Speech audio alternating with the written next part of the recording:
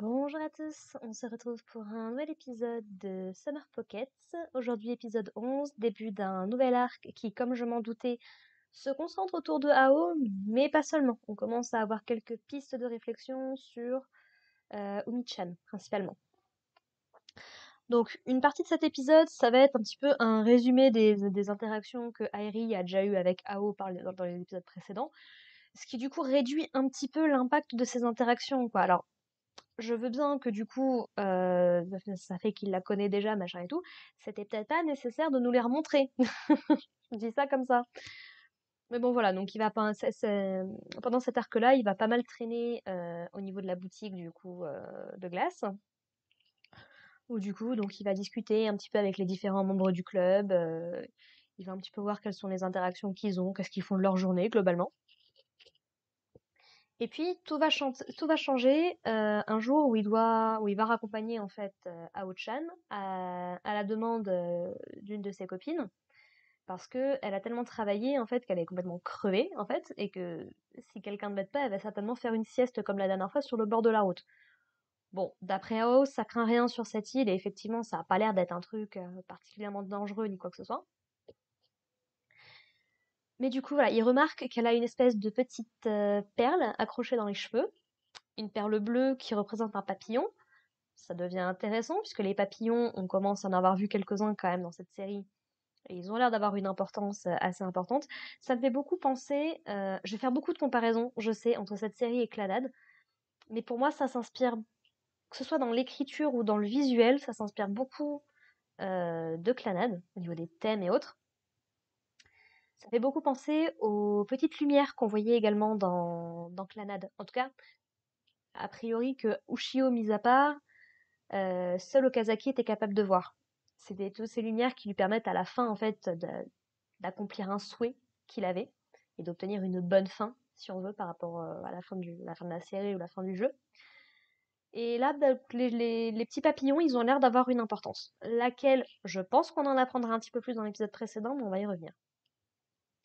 Donc voilà, donc il voit qu'elle a ça, tout va bien. Et puis elle lui explique un petit peu que, enfin, les jeunes lui expliquent qu'il va y avoir deux types de festivals qui vont avoir lieu sur l'île. Donc il y en a un par rapport à la mer qui attire pas mal de monde. Alors, est-ce que Umi-chan a un lien avec ça? Je ne sais pas, puisque Umi, ça veut dire la mer globalement, quoi.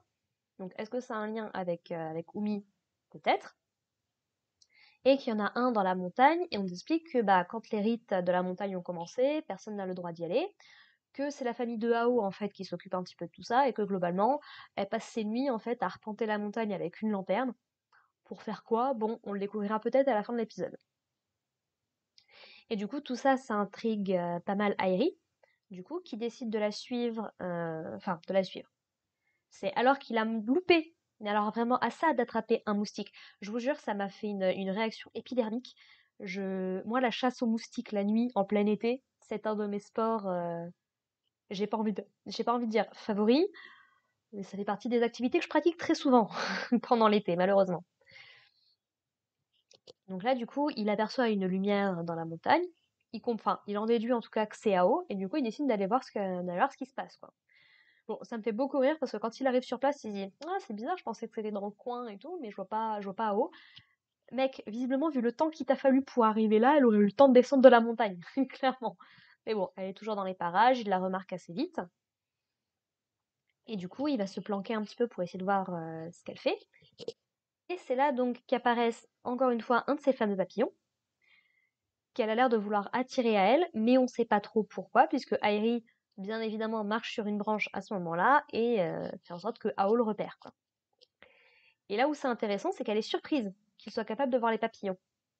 Donc c'est que ces papillons argentés là, c'est pas des trucs normaux, ou en tout cas, visiblement, faut avoir au moins un minimum d'énergie spirituelle ou un truc dans ce genre-là. Faut être lié à quelque chose pour pouvoir les percevoir, quoi. Et c'est quelque chose qu'il voit depuis son arrivée à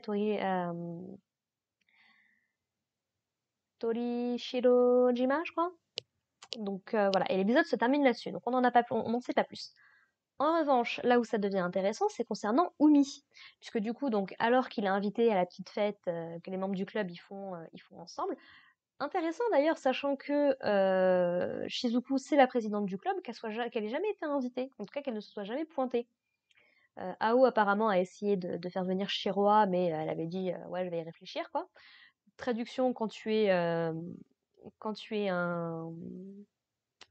introverti, ouais, non merci, laisse-moi tranquille, s'il te plaît. Venant d'une introvertie, je comprends totalement. Et donc du coup, Airi décide d'emmener avec lui Umi.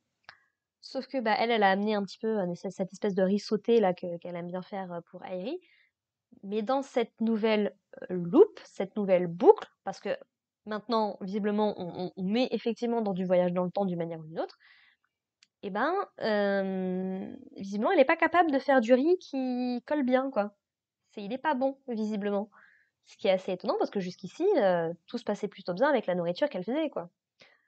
Airi précise d'ailleurs qu'auparavant, elle était plus gentille avec lui, que là, elle se montre un petit peu plus dure.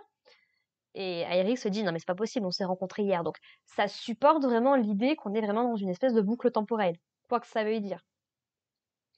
Ou alors, est-ce que nous, en tant que viewer et en tant que joueur du VN, est-ce qu'on est impliqué là-dedans?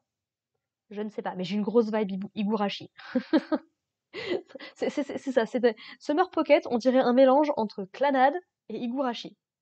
Si vous avez vu ni l'un ni l'autre, je vais pas vous en décrire plus, mais c'est le truc que ça me renvoie.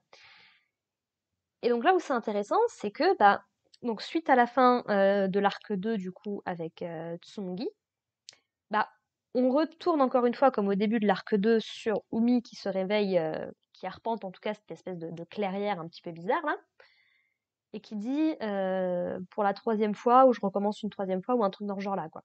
Et juste après, on a une vue subjective à la première personne de quelqu'un qui court et qui a l'air de se concentrer sur Shiroa. Visiblement, la personne qui court, ça a l'air d'être au moins un enfant. Alors, garçon ou fille, c'est pas très clair, mais vu que Umi-chan a l'air d'avoir une certaine attention par rapport à Shiroa, ce serait pas déconnant que ce soit elle. Ce qui du coup tendrait effectivement à dire que Shiroa a un rôle plus important dans cette série que ce qu'on a vu jusqu'ici. Lequel, encore une fois, je ne sais pas, mais c'est intéressant. Chose intéressante, on découvre que Umi s'appelle Umi Kato, donc effectivement, c'est bien le nom de la grand-mère de Aeri, et donc très probablement de la jeune fille qui avait rencontré Tsungi à l'époque. Alors du coup, quel peut bien être le lien? Je ne sais pas. Est-ce que Umi, d'une manière ou d'une autre, ne serait pas une version... Alors, si la Kato auquel je pense, c'est bien la grand-mère, visiblement elle ne ressemblait pas à Umi-chan, mais est-ce qu'il n'y aurait pas un lien quelque part? Ça tend à être exploré, quoi. Donc, et chose très intéressante que j'ai remarqué direct dans le générique, et je me suis dit, attends, c'est moi qui déconne, je vais aller retourner voir le générique. Umi-chan, dans le début du générique, elle marche le long de la plage avec l'eau qui lui passe entre les orteils. Pas dans cet épisode. Dans cet épisode-là, elle est bien présente, mais elle ne marche pas. C'est ça qui m'a fait énormément penser à Higurashi. Si vous savez, si vous connaissez Higurashi, vous devinez peut-être pourquoi. Donc, ouais, ouais. Je ne sais pas ce qui se passe, mais ça m'intéresse énormément. Je veux absolument en savoir plus. Donc, je suis contente d'avoir repris la série parce que ça m'a redonné un peu la hype. Donc, bah écoutez, j'ai pas grand-chose de plus à vous dire à part que je veux en savoir plus sur ce mystère. Donc, je vais directement aller regarder l'épisode 11. Nous, on se retrouve la semaine prochaine du coup pour la review de l'épisode 11. Et puis, bah, en attendant, portez-vous bien. Allez, bye les gens.